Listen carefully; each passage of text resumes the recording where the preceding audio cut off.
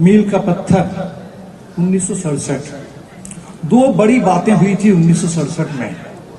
एक, जो उस समय बहुत सारे राज्यों में चुनाव हुए थे, पहली बार उन दिनों पूरे देश में कांग्रेस की सरकारें हुआ करती थी।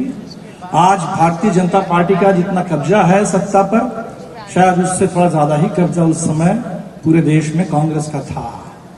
लेकिन 1967 के जो मध्यावधि चुनाव हुए, कई राज्य विधानसभा के चुनाव हुए, पहली बार एक नहीं, दो नहीं, 9 राज्य में बदलाव के संकेत दिखे और 9 राज्य में गैर कांग्रेसी सरकारें बनी। तो 67 से मेरा मतलब है कि देश में जो संसदीय विपक्ष है, संसदीय जो पूरे संघर्ष की धारा है, उसमें एक बड़ा बदलाव, एक नई गति उसमें दिखी। 67 से मेरा दूसरा मतलब है, जहां से हमारी पार्टी निकली, नक्सलवादी।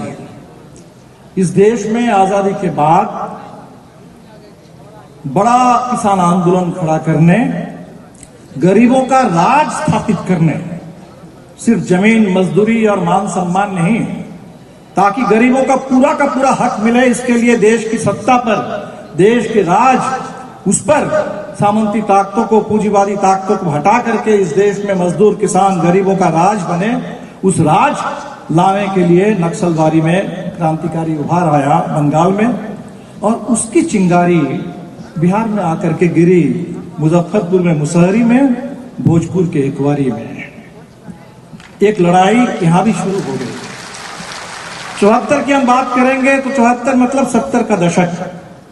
74 से पहले 72 की बात कर लेते हैं।